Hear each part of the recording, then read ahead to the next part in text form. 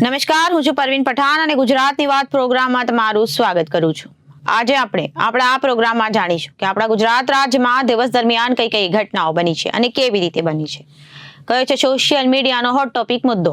તે સમગ્ર જાણકારી વિસ્તારપૂર્વક આપણા આજના આ પ્રોગ્રામમાં આપણે નિહાળીશું। તો ચાલો જાણીએ અને નજર કરીએ શરૂઆતના મુખ્યના વિશેષ સમાચારો પર।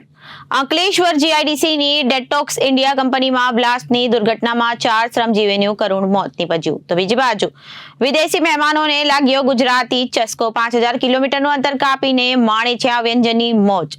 તો બીજી તરફ હાલમાં ચાલી રહેલી લગનસરાની સિઝનમાં ડીશમાંથી પાપડીનું ઊંધિયું ગાયબ થઈને અન્ય ડીશે સ્થાન લઈ લીધું હોય તેમ શાકભાજીના ભાવમાં સતત વધારો જોવા મળી રહ્યો છે।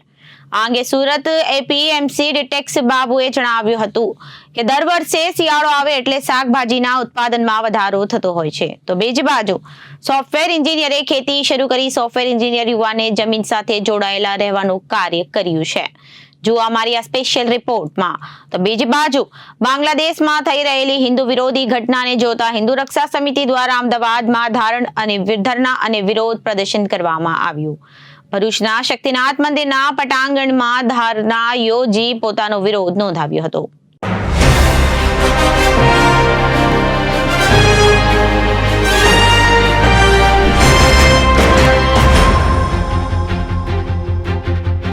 હવે જોઈએ સમાચારો વિગતવાર। અંકલેશ્વર જીઆઈડીસીની ડેટોક્સ ઇન્ડિયા કંપનીમાં બ્લાસ્ટની દુર્ઘટનામાં 4 શ્રમજીવીઓના કરુણ મોત નીપજ્યા હતા। આમ આદમી પાર્ટીના ધારાસભ્યએ તમામ મૃતકોના પરિવારજનોને 1 કરોડના વળતરની માંગણી કરી। ભરૂચ જિલ્લાના અંકલેશ્વર જીઆઈડીસીમાં ફરી એકવાર ઔદ્યોગિક દુર્ઘટના સર્જાઈ છે। અત્રેની ડેટોક્સ ઇન્ડિયા કંપનીમાં પ્રચંડ ધડાકા સાથે બ્લાસ્ટ થતા 4 કામદારોના મોત નીપજ્યા હતા, જ્યારે અન્ય કામદારો ઈજાગ્રસ્ત થયા હોવાનું જાણવા મળ્યું છે। ભરૂચ જિલ્લાના અંકલેશ્વર ઔદ્યોગિક વસાહતમાં આવેલી ડેટોક્સ ઇન્ડિયા કંપનીમાં બપોરના સમયે બ્લાસ્ટની ઘટના બનતા દોડધામ મચી ગઈ હતી। સેફ્ટી ટેન્કના રૂફટોપ પર વેલ્ડિંગ કરતી વખતે પ્રચંડ ધડાકા સાથે બ્લાસ્ટ થતા નજીકમાં કામ કરી રહેલા 4 કામદારોના મોત નીપજ્યા હોવાની પ્રાથમિક માહિતી મળી હતી। કહે છે કે એક શ્રમિકની લાશ કંપનીના બહારની બાજુમાંથી મળી આવી હતી, એટલે કે બ્લાસ્ટ એટલો જોરદાર હતો કે લાશ ઉછળીને દૂર સુધી ફેંકાઈ ગઈ હતી। કંપનીના મી પ્લાન્ટમાં સ્ટીમ પ્રેશર પાઇપ ફાટતા બ્લાસ્ટ થયો હોવાનું અનુમાન લગાવવામાં આવ્યું છે। તો બીજી તરફ બનાવની જાણ થતાની સાથે જ ફાયર ફાઇટરો તેમજ ડેપ્યુટી સેફ્ટી એન્ડ હેલ્થ વિભાગની ટીમ ઘટના સ્થળે પહોંચી હતી અને આ તરફ પોલીસ પણ કાફલો ઘટના સ્થળે પહોંચ્યો હતો અને જરૂરી તપાસ શરૂ કરી। આપના ધારાસભ્ય ચેતર વસાવા અને મૃતકોના પરિવારજનોને સાંત્વના આપી। ડેટોક્સ ઇન્ડિયા કંપનીમાં બ્લાસ્ટ થતા કામદારોના મોતના બનાવના પગલે આમ આદમી પાર્ટીના ધારાસભ્ય ચેતર વસાવાએ કંપની ખાતે દોડી આવી મૃતકના પરિવારજનોને સાંત્વના આપી હતી। તેઓએ મૃતકના પરિવારજનોની મુલાકાત કરી સાંત્વના આપી હતી। સાથે જ મૃતકના પરિવારને ન્યાય મળે તે માટે સરકારમાં રજૂઆત કરવા બાંહેધરી આપી હતી અને આમ આદમી પાર્ટીએ મૃતકોના પરિવારને 1 કરોડના વળતરની માંગ કરી હતી। ઘટનાના પગલે જિલ્લા કલેક્ટર તુષાર સુમેર પણ કંપની ખાતે દોડી આવ્યા હતા, જ્યાં મૃતકના પરિવારજનોએ ન્યાયની માંગ સાથે કલેક્ટરનો ઘેરાવો કરી ઉગ્ર રજૂઆત કરી હતી। શિસ્ત, સંસ્કૃતિ અને સંસ્કારની પાર્ટી ભારતીય જનતા પાર્ટી પક્ષ દિવસે ને દિવસે જનતાથી આપમેળે દૂર થતો જાય છે। અંકલેશ્વરની આજની ઘટનામાં 4 શ્રમિકોનો ભોગ લેવાયો તે સમાચાર પંથકમાં આગની જેમ પ્રસરી ગયા હતા। તેમ છતાં સાંજ સુધીમાં ભારતીય જનતા પાર્ટીનો એક પણ લોકપ્રિય નેતા સ્થળ પર ડોકાયો ન હતો, જ્યારે પોતાનો મત વિસ્તાર ન હોવા છતાં આમ આદમી પાર્ટીના ધારાસભ્ય સ્થળ પર પહોંચી ગયા હતા અને દુઃખી પરિવારજનોને સાંત્વના આપી હતી। બોક્સ ફેક્ટરી ઇન્સ્પેક્ટરની જવાબદારી પર સવાલો। ભરૂચના ઔદ્યોગિક વિસ્તારોમાં અવારનવાર દુર્ઘટનાઓ સર્જાતી રહે છે અને લોકો મરતા રહે છે, પણ ફેક્ટરી ઇન્સ્પેક્ટરની આ અંગે જાણ કોઈ જવાબદારી ન હોય તેવું તંત્ર માની રહ્યું છે। ફેક્ટરી ઇન્સ્પેક્ટર અને તેમની ટીમ ઓફિસમાં આરામ ફરમાવવાને બદલે સમયસર સાધનો, સુવિધાઓ અને શ્રમદાયકના પાલનની ચકાસણી કરતા રહે તો એકમો અને માલિકો પણ જાગૃત રહે અને દુર્ઘટનાઓ ઓછી થાય, પરંતુ ફરજ પ્રત્યેની અધિકારીઓની ઉપેક્ષા પણ નક્કી થવી જોઈએ। आज डेटॉक्स इंडिया प्राइवेट लिमिटेड में एक्सीडेंट हुआ है, जहां एक रिएक्टर फटा है, जिसके अंदर 10 से 12 बॉडी मिल नहीं रही है और कहाँ है पता नहीं चल रहा। किसी के हाथ मिल रहा है, किसी के पैर मिल रहा है, किसी का कुछ मिल रहा है। अभी थोड़ी देर पहले न्यूज़ आई कि ये 4 जन हैं, इनका सर्टिफाइड नहीं हो रहा है, जिसमें नाम है एक हरिनाथ यादव, पीयूष पासवान, मुकेश यादव, अशोक ठाकुर और 7 से 8 लोग हैं जिनका पता नहीं है। मैनेजमेंट आके यहाँ पे कुछ बता नहीं रही है, कुछ बोल नहीं रही है। ये एक्सीडेंट 11:30-12 बजे के बीच हुआ है। अभी तक, जो कि 4 बजने आ गया, अभी तक ये लोग कुछ जवाब नहीं दे रही है। इनकी नीयत क्या है हमें कुछ समझ नहीं आ रही है। बॉडी यहाँ से वहाँ, एक बॉडी जंगल में मिली है, कमर के नीचे का पार्ट जंगल में मिला है।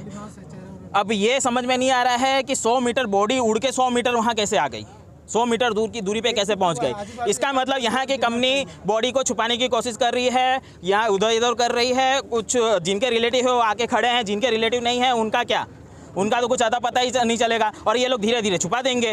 इनको हम बोल बोल के थक गए कि आओ हमें बताओ बताओ बताओ। गेट बंद करके रखी है, पुलिस यहाँ खड़ा करके रखी है, हम लोगों को अंदर जाने नहीं दे रही है। ना तो कोई कंपनी का रिस्पॉन्सिबल पर्सन आके हमसे बात कर रहा है। हमने बोला कि आके बात करो, हमें बताओ, लेकिन कोई जवाब नहीं दे रहे हैं। ઘટનામાં એવું હતું કે આજે સવારના આ કંપની કે જેનું નામ ડિટોક્સ ઇન્ડિયા પ્રાઇવેટ લિમિટેડ છે, એમાં અમારે ત્યાં પંચમૂર્તિ ફેબ્રિકેટર કરીને કોન્ટ્રાક્ટર છે, એમને અમારા એક 75 KLની ફીડ ટેન્ક છે, એ ફીડ ટેન્કની ઉપર હેન્ડ રેલિંગ લગાવવાનું કામની પરમિટ આપેલી હતી. એના માટે કામ ચાલુ હતું અને કરીબન 12:40 એક અવાજ આવ્યો.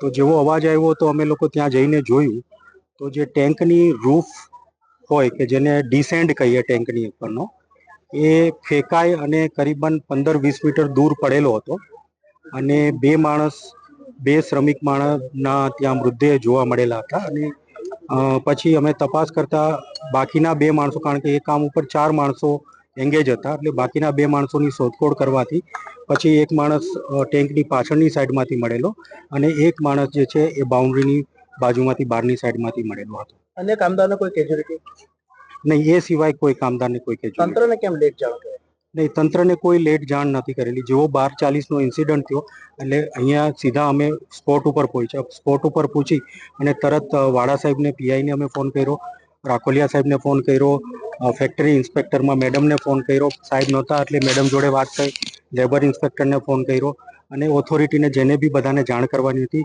બધાને અમે લગભગ 12:40નો ઇન્સિડન્ટ હતો, અરાઉન્ડ 1 વાગ્યા આજુ બધાને ઇન્ફોર્મ કરી દીધું હતું. સાહેબ આટલી મોટી ઘટના કેવી રીતે બની ગઈ? જ્યારે કંપની આટલી બધા સેફટીના ને એના પગલા લેતી હોય છે ત્યારે એક કંપનીનો કામદાર ઉછળીને પ્રિમાઇસીસની બહાર પડો, શું કહેશો? કેટલી મોટી ઘટના આપણી દ્રષ્ટિએ? સાહેબ, ફર્સ્ટ ઇન્ફોર્મેશન રિપોર્ટ પ્રમાણે કે એક જે ટેન્કનું રૂફ જે ઉડી અને બહાર ગઈ છે, દેટ ઇઝ પહેલું ઇન્વેસ્ટિગેશન, મતલબ એના માટે કરવું પડશે. તો એ ડિટેલ અમારે ઇન્વેસ્ટિગેશન કર્યા પછી ખબર પડશે કે એ કેમ થયું છે. એટલે અત્યારે મારા માટે એનું વધારે કેવું બહુ મતલબ પેલું નહીં થાય, કારણ કે એનું ઇન્વેસ્ટિગેશન પછી વર્તનની માંગણીને લઈને ધરણા પર બેસી ગયા છે. કંપની શું કરશે એમના માટે? તો એઝ એ કંપની અને કંપની મેનેજમેન્ટ તરફથી કામદારોના પરિવારને જે સહાયની જરૂર છે એ મેક્સિમમ સહાય અમે કરવા માટે કંપની મેનેજમેન્ટ તૈયાર છે. અંકલેશ્વર જીઆઈડીસી ખાતે આવેલ ડિટોક્સ ઇન્ડિયા પ્રાઇવેટ લિમિટેડમાં આજ રોજ બપોરે 12:45-40 કલાકે એપ્રોક્સિમેટલી એક ફીડ ટેન્કમાં અચાનક બ્લાસ્ટ થયો હતો અને આ ફીડ ટેન્કના રૂફની ઉપર રેલિંગ લગાવવાની હોય છે. જે રેલિંગના માટેની વેલ્ડિંગની કામગીરી ચાલતી હતી તે દરમિયાન અચાનક બ્લાસ્ટ થયો હતો અને 4 શ્રમયોગીઓનું આ અકસ્માત દરમિયાન મૃત્યુ થયેલ છે અને એ અંગેની અમારી તરફથીની કાર્યવાહી અત્રેની કચેરીથી હજુ ચાલુ છે, ડિટેલ ઇન્વેસ્ટિગેશન. એટલે આ જે એક્સિડન્ટ થયો છે એ રૂફટોપ ની ઉપર આવેલી રેલિંગની વેલ્ડિંગની કામગીરી કરતા હતા તે દરમિયાન થયો છે અને જે બાબતની કાર્યવાહી હવે ચાલુ છે. મેડમ, એક મૃતદેહ પ્રિમાઇસીસની બહાર પણ ઉછળીને પડ્યો હતો, એવી પણ વિગતો મળી જશે. એ હવે ઘટના એ પ્લીઝ તમે કારખાનાના ઓથોરાઇઝ પર્સનને પૂછશો તો હું એક્સિડન્ટ બન્યાના થોડા વખત પછી આવીને મારું ઇન્વેસ્ટિગેશન ચાલુ કર્યું છે, તો રિલેવન્ટ ઓથોરિટીને પ્લીઝ પૂછી શકો છો. સર, કંપની દ્વારા તંત્રને કેટલા વાગે જાણ કરી? કંપની દ્વારા એમને લગભગ 1 વાગ્યા પછી જેવી એમને ટેલિફોનિક જાણ કરી હતી. 1 વાગ્યાની આજરોજ 1 વાગ્યાના રાઉન્ડ અંકલેશ્વરમાં સ્થિત ડેટોક્સ ઇન્ડિયા કંપનીમાં બોઇલર ઉપર સેફટીનું કામ કરતા બ્લાસ્ટ થયેલો, જે અંતર્ગત ટોટલ 4 લોકોની કરુણ મૃત્યુ થયું છે, જેની પીએમ તથા ફોરેન્સિકની કાર્યવાહી હાલ ચાલુ છે. અંકલેશ્વર જીઆઈડીસીમાં ડેટોક્સ ઇન્ડિયા પ્રાઇવેટ લિમિટેડ કંપનીના એમી પ્લાન્ટ, જે બોઇલર પ્લાન્ટ હતો, એમાં બ્લાસ્ટ થયો છે અને આ તીવ્ર બ્લાસ્ટમાં 4 જેટલા કામદારોના જે અહીંયા નોકરી કરતા હતા એમના મૃત્યુ થયા છે, ત્યારે આજે આ બ્લાસ્ટ 12 વાગીને 40 મિનિટે થયો છે, છતાં મેનેજમેન્ટ દ્વારા એમના પરિવારને હમણાં અમે આવ્યા પછી જાણ કરવામાં આવી છે અને 4 લોકો આઈડેન્ટિફાઈ થયા છે, ત્યારે એમની આગળની ઘટતી કાર્યવાહી કરવા માટે હમણાં તજવીજ હાથ ધરવામાં આવી છે। ત્યારે સવાલ એ ઉપસ્થિત થાય છે કે આટલી મોટી કંપનીમાં આ 4 કામદારોની સેફટીની અવગણના કરીને આવી કામગીરી શું કામ એમણે સોંપી, જેનાથી આ બ્લાસ્ટ થયો અને એમના મૃત્યુ થયા અને એમના પરિવારમાં નાના નાના બાળકો છે। ત્યારે અમે કંપની મેનેજમેન્ટ એમના ઓથોરાઇઝ લોકોને કહેવા માગીએ છીએ કે આ પરિવારને દરેક પરિવારના વ્યક્તિ દીઠ 1-1 કરોડની કંપની દ્વારા એમને સહાય ચૂકવવામાં આવે, એમની વીમા પોલિસી આપવામાં આવે અને નાના નાના બાળકો અને પરિવારને માનવતાના રીતે જે પણ મદદ બને એ મદદ એમના દ્વારા કરવામાં આવે એવી અમે કંપનીના મેનેજમેન્ટને વિનંતી કરીએ છીએ। સાયબેરિયાથી અંદાજે 5000 કિલોમીટરનું અંતર કાપી સિંગલ પક્ષી હાલમાં સુરતના મહેમાન બન્યા છે। આ વિદેશી પક્ષી દર વર્ષે શિયાળાની ઋતુમાં સુરતમાં આવી પહોંચતા હોય છે અને સુરતીઓ સાથે તો એવા ભળી ગયા છે કે ગાંઠિયા ખાવા માટે હાથ પર બેસી જતા હોય છે અને શહેરીજનોએ તાપી નદીના બ્રિજ ઉપર વહેલી સવારે પહોંચી રોજે ગાંઠિયા ખવડાવતા નજરે પડે છે। ગુજરાતીઓને સવારમાં ચા ગાંઠિયા મળી જાય તો બીજું કશું જ માંગતા નથી। જો કે સાયબેરિયાથી આવેલા સિંગલ પક્ષીઓ પણ ગુજરાતી જ બની ગયા હોય તેવું લાગી રહ્યું છે। લોકો કોઝવે સહિતની જગ્યાએ જઈને ગાંઠિયા કઢી સહિતની વસ્તુઓ પ્રેમથી ખવડાવે છે। પક્ષીઓ પણ પરોણાગત સ્વીકારતા હોય છે કે રીતે હોંશે ખાતા નજરે પડે છે। ત્યારે લોકોની સાથે શાળાના વિદ્યાર્થીઓ પણ આ પ્રવૃત્તિઓમાં જોડાયા હતા। વેડરોડ ખાતે આવેલી શાળાના વિદ્યાર્થીઓ પણ પર્યાવરણ, પક્ષી અને પરોણાગતને જાણવા, માણવા અને સમજવા કોઝવે પર પહોંચી ગયા હતા, જ્યાં પક્ષીઓને ભાવતા ભોજન કરાવીને જ્ઞાનનું ભથ્થું બાંધ્યું હતું। જ્ઞાન ગંગા સ્કૂલના સંચાલક નવનીત ગોપાણીએ કહ્યું કે સિંગલ પક્ષીઓ હજારો કિલોમીટરનું અંતર કાપીને ગરમ પ્રદેશમાં દર વર્ષે આવે છે। સુરતમાં પક્ષીઓ આવતા હોવાથી અમે આજે બાળકોને પક્ષીઓ વિશે માહિતી આપી હતી, સાથે જ તેમને ભાવતા ગાંઠિયા ખવડાવ્યા હતા। સાથે જ બાળકોને પર્યાવરણ સાથે જોડાવાનો પ્રયાસ કરવામાં આવ્યો હતો। પક્ષી, પર્યાવરણ અને પ્રેમ તથા પક્ષીઓમાં રહેલી શક્તિ વિશે પણ વિદ્યાર્થીઓને અવગત કરવામાં આવ્યા હતા। નવનીત ગોપાણી જ્ઞાનગંગા વિદ્યાલયના સંચાલક તરીકે કાર્ય કરું છું। આજે બાળકોને, વિદ્યાર્થીઓને કોઝવે ખાતે લઈને આવ્યા, ખાસ કરીને શિયાળાની ઠંડી ઋતુમાં ઠંડા પ્રદેશોમાં જ્યાં બરફના ખૂબ ચાદર છવાઈ જાય ને એવું કહેવાય બરફનું રણ બની જતું હોય છે, એવા સંજોગોની અંદર પક્ષીઓ ઠંડા પ્રદેશ તરફથી ગરમ પ્રદેશ તરફ ઠંડીથી રક્ષણ મેળવવા માટે પ્રયાણ કરતા હોય છે, સ્થળાંતર કરતા હોય છે। સીગલ પક્ષી જે ઠંડા પ્રદેશના પક્ષીઓ છે, ઠંડીથી રક્ષણ મેળવવા માટે ગરમ પ્રદેશની શોધમાં આપણા ખાસ કરીને ભારત દેશની અંદર ખૂબ લાખોની સંખ્યામાં આવતા હોય છે। 5000થી પણ વધારે કિલોમીટર જેટલું અંતર સાયબેરિયાના બરફની ચાદર જેવા વિસ્તારની અંદર કહી શકાય, ત્યાંથી આ સીગલ પક્ષીઓ સ્થળાંતર કરીને ખાસ કરીને સુરત જે કહેવાય તાપી મૈયાના કિનારે વસેલું છે, ખૂબ બધું પાણી અને અનુકૂળ વાતાવરણ સર્જાય છે અને મોજીલી જનતા સુરતની આ પક્ષીઓના આગમન માટે, એના સ્વાગત માટે હરહંમેશ શિયાળામાં તૈયાર હોય છે। આ પક્ષીઓ સ્થળાંતર કેવી રીતે કરે છે અને શા માટે કરે છે, આ બધાની સમજ આજે આ વિદ્યાર્થીઓને આપવામાં આવી અને પર્યાવરણની સાથે વિદ્યાર્થીનો સેતુ જોડાયેલો રહે, પ્રકૃતિની સાથે વિદ્યાર્થીઓનો સેતુ જળવાયેલો રહે, જોડાયેલો રહે, એના એક ભાગરૂપે આજે જ્ઞાનગંગા વિદ્યાલય વેડ રોડના વિદ્યાર્થીઓ, હિન્દી મીડિયમ, ગુજરાતી મીડિયમ અને ઇંગ્લિશ મીડિયમના વિદ્યાર્થીઓને આજે અહીં મુલાકાત કરાવવામાં આવી હતી। હાલમાં ચાલી રહેલી લગનસરાની સિઝનમાં ડીશમાંથી પાપડીનું ઊંધિયું ગાયબ થઈને અન્ય ડીશે સ્થાન લઈ લીધું હોય તેમ શાકભાજીના ભાવમાં સતત વધારો જોવા મળી રહ્યો છે। આ અંગે સુરત એપીએમસી ડિરેક્ટર બાબુભાઈએ જણાવ્યું હતું કે દર વર્ષે શિયાળો આવે એટલે શાકભાજીના ઉત્પાદનમાં વધારો થતો હોય છે। હાલમાં ચાલી રહેલી લગનસરાની સિઝનમાં ડીશમાં પાપડીનું ઊંધિયું ગાયબ થઈને અન્ય ડીશે સ્થાન લઈ લીધું હોય તેમ શાકભાજીના ભાવમાં સતત વધારો જોવા મળી રહ્યો છે। આ અંગે સુરત એપીએમસી ડિરેક્ટર બાબુ અને જણાવ્યું કે દર વર્ષે શિયાળો આવે એટલે શાકભાજીના ઉત્પાદનમાં વધારો થતો હોય છે, જેના કારણે શાકભાજી સસ્તા મળતા હોય છે, સાથે જ પાક સારો થતા શાકભાજી સારા પણ મળતા હોય છે। પરંતુ આ વર્ષે રીતના 4 મહિના સુધી સતત વરસાદ રહ્યો, જેના કારણે ભારેથી અતિ ભારે વરસાદના પાકને કારણે પણ નુકસાની પહોંચાડી, જેના કારણે ખેડૂતો પણ ભારે હેરાન પરેશાન થયા હતા। જે કારણે શાકભાજીના ભાવમાં અત્યારે વધારો જોવા મળી રહ્યો છે. સાથે ચોમાસાની સિઝનમાં જે ખેડૂતોને બ્રેક મળવો જોઈએ, જેનાથી નવું શાકભાજી વાવેતર કરી શકે, પરંતુ આ વખતે અવિરત રીતે જ વરસાદ વરસ્યો છે, જેના કારણે ખેડૂતો દ્વારા શાકભાજીનું વાવેતર નહીં થઈ શક્યું અને કારણથી અત્યારે માર્કેટમાં મોટા પ્રમાણમાં શાકભાજી આવી નથી રહી. તેના કારણે ક્યાંક શાકભાજીના ભાવ આસમાને પહોંચ્યા છે.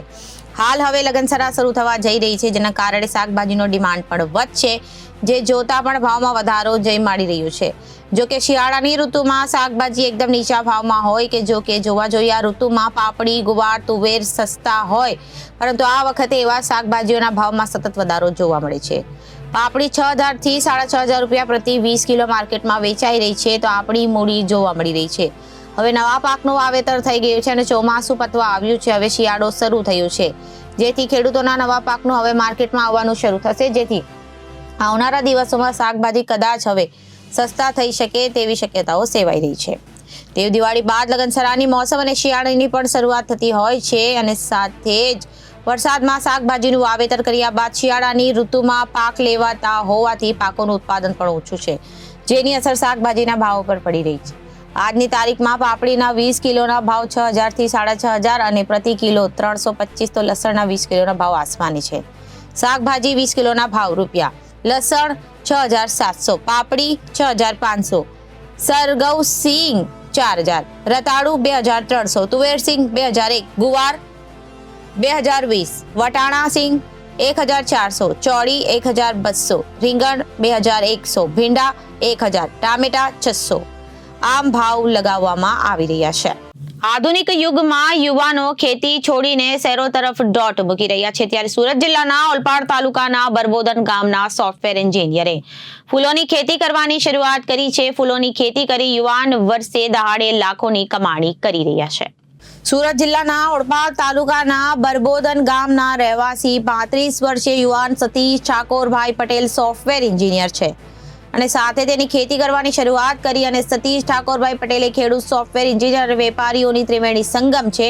આ યુવા ખેડૂત અન્ય યુવાનો માટે પ્રેરક ઉદાહરણ પૂરું પાડી રહ્યા છે.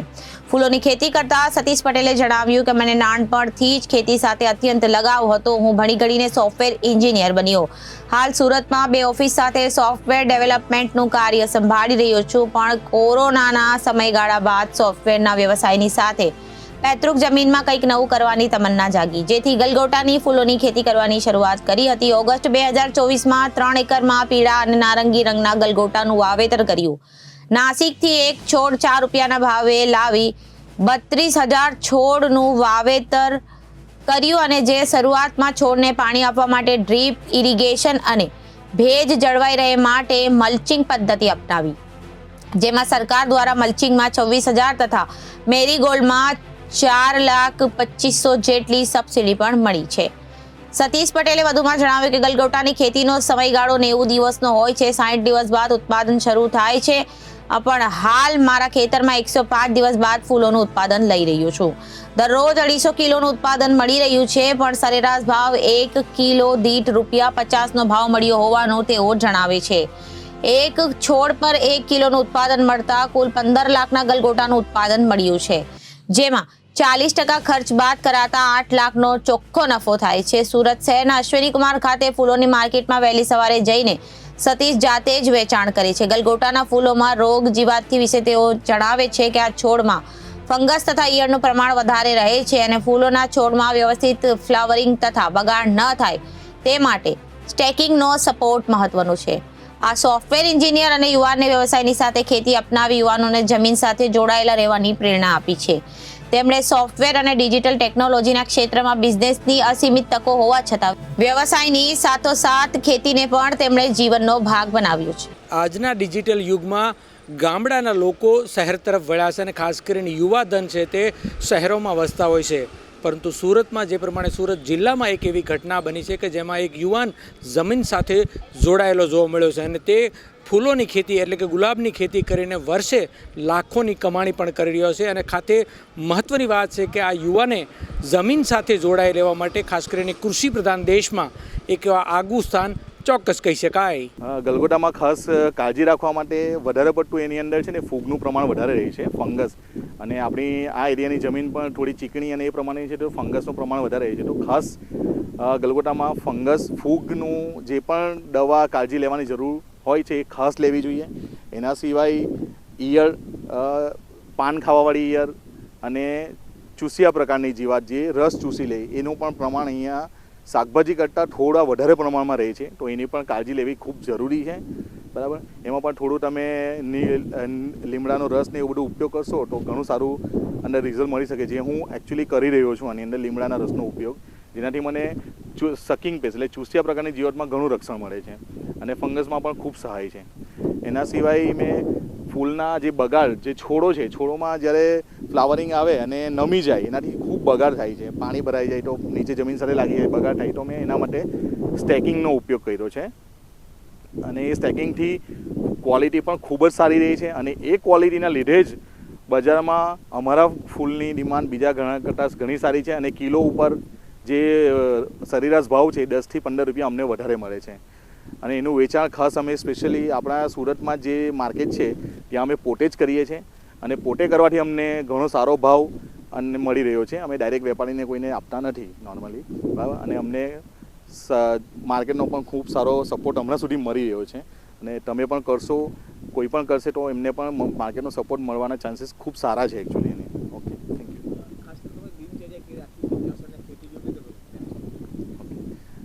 મારી દિનચર્યાની વાત કરું તો મારું રોજનું ઉઠવાનું સવારે 3 વાગે ઉઠવાનું છે. સવારે ઉઠીને પહેલાં ગલગોટાનું જે કંઈ સેટઅપ કરવાનું એ કરીને હું માર્કેટ જાઉં છું. માર્કેટમાં ગલગોટાનું સેલિંગ કરીને આવીને હું એવરેજ 8:30-9 વાગે કે 9:15 સુધીમાં આવી જઈને પહેલાં બધા મારા ખેતરો છે એનામાં રાઉન્ડ લઈને પછી રેડી થઈને હું 11 વાગે ઓન એન એવરેજ મારી ઓફિસે પહોંચી જાઉં છું. ત્યાં પછી મારી ઓફિસનું કામ કરીને સાંજે પાછું 5 વાગ્યા જેવું હું 4:30-5 વાગ્યા બાજુ ઘરે આવી જાઉં અને પાછું સાંજે ખેતીને થોડો ઘણો સમય આપીને હું આખી મારી દિનચર્યાને અનુરૂપ બધું શિડ્યુલ બનાવીને જ કામ કરું છું, બરાબર. તો જે લોકો પણ નોકરી કરતા હોય, બિઝનેસ કરતા હોય, એ લોકો ખેતી નહીં કરી શકે એક મીઠિયા જેવું જ છે એવું, બરાબર. જો તમારામાં એવી મહેચ્છા હશે તો તમે 100% કરી શકશો એને. બાંગ્લાદેશમાં હિન્દુઓ પર થતા અત્યાચારોના પડઘા ગુજરાતભરમાં પડ્યા છે. ગુજરાતમાં અલગ અલગ જગ્યા પર હિન્દુ સમુદાયના લોકો દ્વારા આ ઘટના વિરુદ્ધ વિરોધ પ્રદર્શન કરવામાં આવી રહ્યો છે. હિન્દુ રક્ષા સમિતિ દ્વારા અમદાવાદમાં અગ્રલેખિત સંસ્થાઓ પર ધરણા અને વિરોધ પ્રદર્શન કાર્યક્રમ આયોજિત કરવામાં આવ્યું અને એના વિરુદ્ધમાં હિન્દુ સમાજના લોકોએ ભરૂચના શક્તિનાથ મંદિરના પટાંગણમાં ધરણા યોજી પોતાનો વિરોધ નોંધાવ્યો હતો. બાંગ્લાદેશમાં હિન્દુઓ પર થઈ રહેલા અત્યાચારના વિરોધમાં હિન્દુ રક્ષા સમિતિ દ્વારા અમદાવાદમાં અગ્રલેખિત સંસ્થાઓ દ્વારા ધરણા અને વિરોધ પ્રદર્શન કાર્યક્રમનું આયોજન કરવામાં આવ્યું હતું. બાંગ્લાદેશમાં અત્યારે હિન્દુઓ પર ખૂબ જ અત્યાચાર થઈ રહ્યો છે, તેના પડઘા ગુજરાતભરમાં નજરે જોવા મળી રહ્યા છે, જેને લઈને અનેક પ્રકારના આંદોલનો પણ થઈ રહ્યા છે. અમદાવાદમાં હિન્દુ રક્ષા સમિતિ દ્વારા શહેરના કેટલાક વિસ્તારોમાં હજારોની સંખ્યામાં લોકો જોડાવીને બાંગ્લાદેશમાં થતા હિન્દુઓ પર અત્યાચારના મુદ્દે સરકાર તેમની સુરક્ષા માટે કોઈ પગલાં ભરશે તે વિશ્વાસ સાથે આવેદનપત્ર આપી અને સ્થાનિક જિલ્લા કલેક્ટરને આપ્યું હતું. હિન્દુ વિરોધી જે ઘટના અત્યારે બાંગ્લાદેશમાં બની રહી છે એ ન થાય તે માટે પણ તેઓ દ્વારા રજૂઆત કરવામાં આવી હતી. ये हिंदू हित रक्षा समिति करके एक समिति है जो हिंदुओं को पे होने वाले कहीं पर भी अत्याचार के विरोध में कभी भी ऐसे कुछ कार्य होते हैं, वो भारत में हो या विदेश भी कहीं पर भी हो, तो उसके सामने विरोध दर्शाने के लिए ये हिंदू हित रक्षा समिति कार्य करती है. अहमदाबाद के कितने क्षेत्रों में आज ये प्रोग्राम किया जा रहा है? ये पूरे गुजरात भर के अंदर हर जिले के अंदर ये कार्यक्रम होने वाला है. इसके बाद जो आपने आज जो स्पीच दिया है कि भाई हिंदू संगठन जो भी जितने भी संगठन वाले हैं सब एक हो जाइए, क्योंकि बांग्लादेश की जो घटना है वो उसको बहुत नज़रअंदाज नहीं किया जा सकता है. तो आप क्या कहना चाहेंगे उन हिंदू संगठन वालों को और देश के वासियों को?